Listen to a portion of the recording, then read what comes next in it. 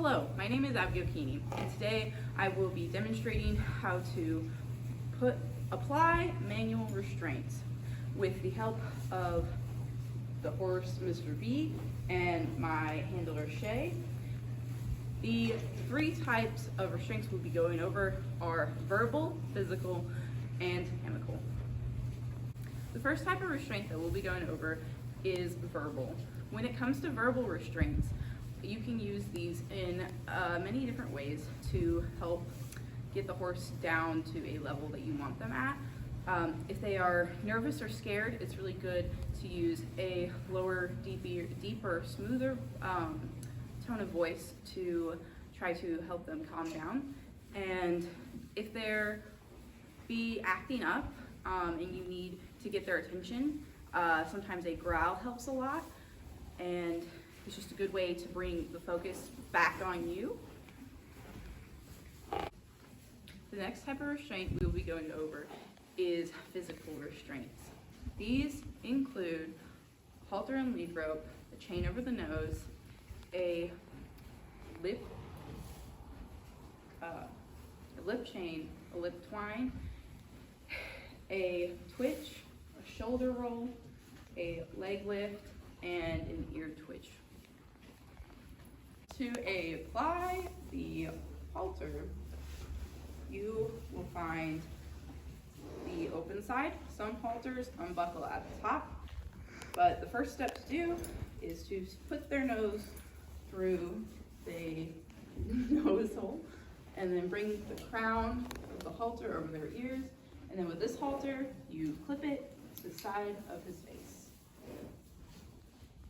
Next, we will apply a chain over the nose. To do this, you first undo your lead rope, and you take your chain and you try to be as quiet and gentle as possible. You take it through outside to inside the first hole, and you go down and then up, and I am crossing over to the other side. Go up over the noseband, so you wrap around it once. You'll come out of this other buckle. You will clip up to the ring on this side of the halter with the little nub facing out so it does not rub against his face. The purpose of a halter, a lead rope, or a chain over the nose is to help you control the horse. Now we will be going over the gum chain.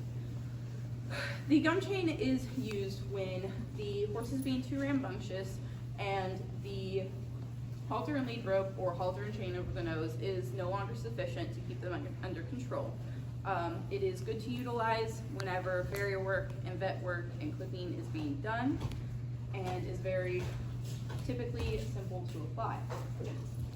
So you take your chain, and similar to putting a chain over the nose, you put it through the first ring, and then, but instead, you don't go over the noseband, you just come straight across, and then you come through this other ring, up the side, and flip it to this top ring.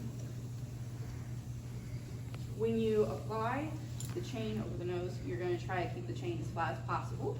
Lift his upper lip and hold down, and apply mild downward pressure to keep the chain in place, and wait a few seconds. And to remove the chain, you simply lift up and let it release on its own. And you come back to the other side and unclip it.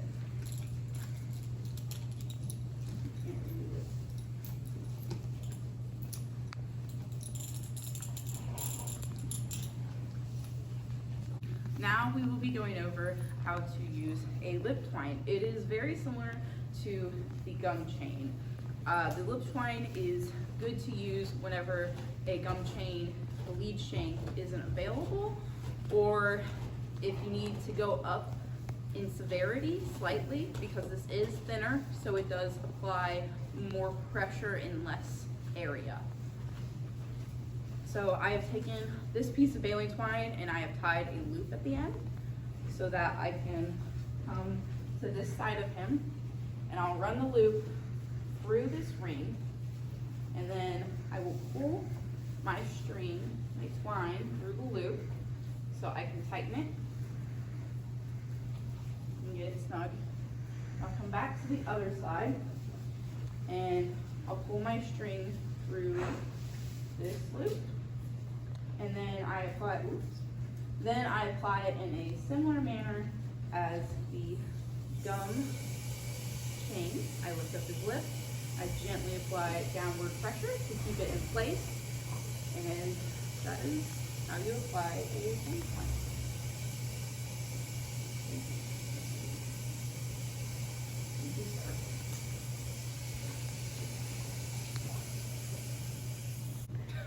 Now we will be going over how to apply a twitch.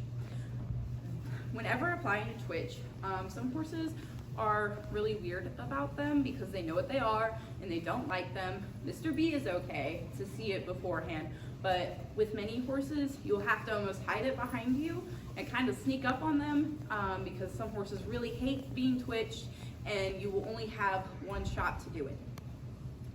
There are three types of twitches. We only use one here at William Woods. It is a custom made one from an axe handle and some soft rope. We use this versus chain twitches and humane twitches for many reasons.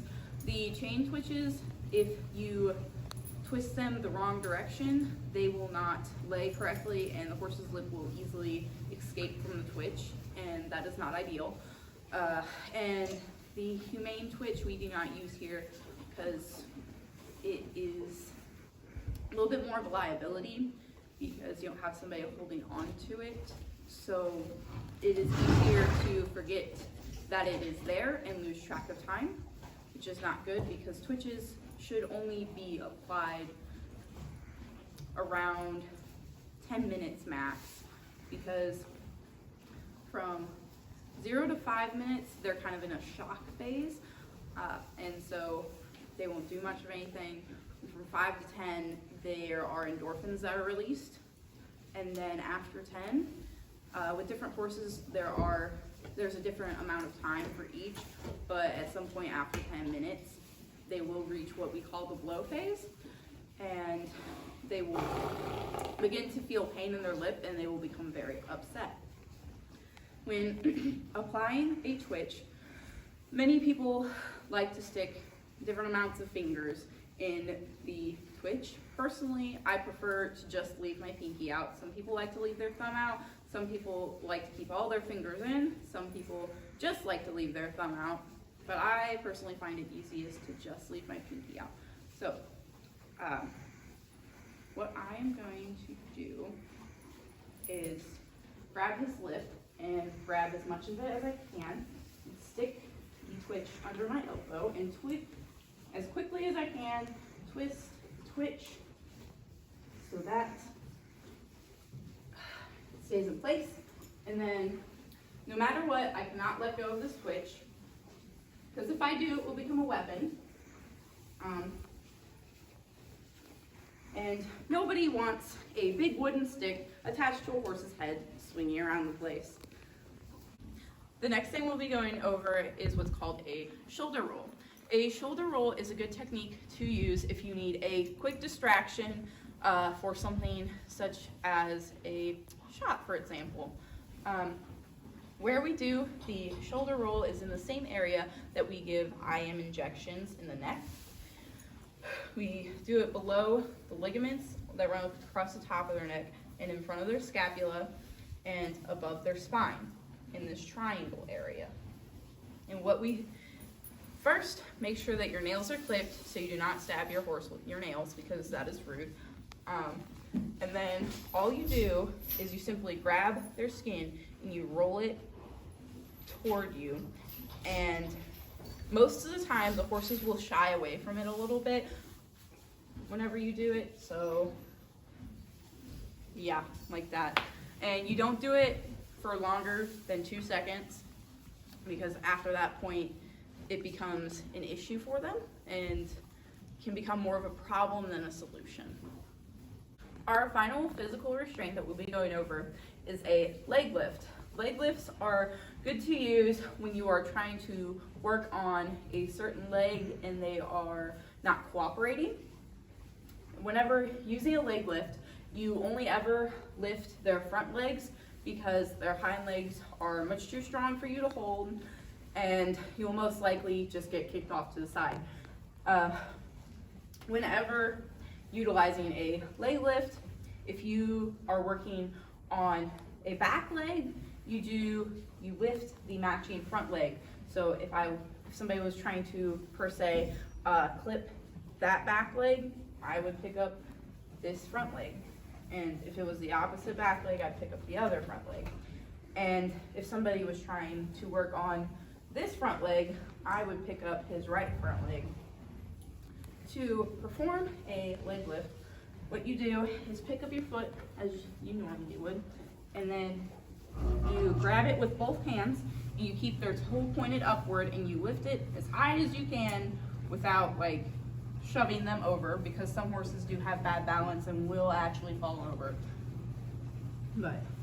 And just so long as you keep their toe pointed up and both hands on their foot, you should be able to hold their leg up and help them keep the other legs down. A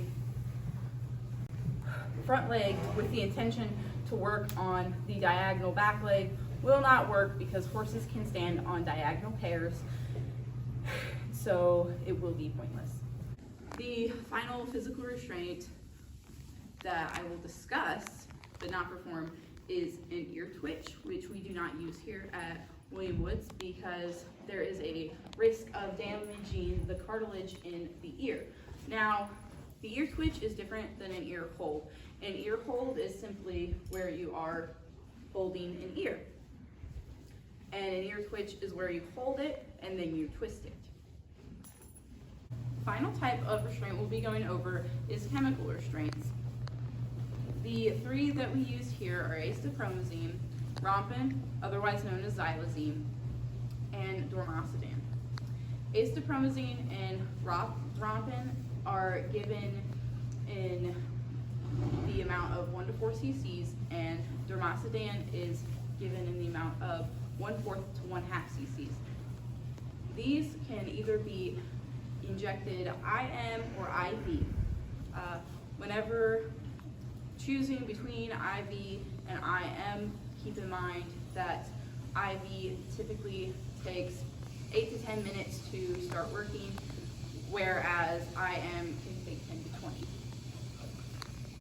Today we have gone over verbal restraints, physical restraints, which include a halter and lead rope, a chain over the nose, a lip chain, a lip twine, a twitch, a shoulder roll, a leg lift, and an ear twitch.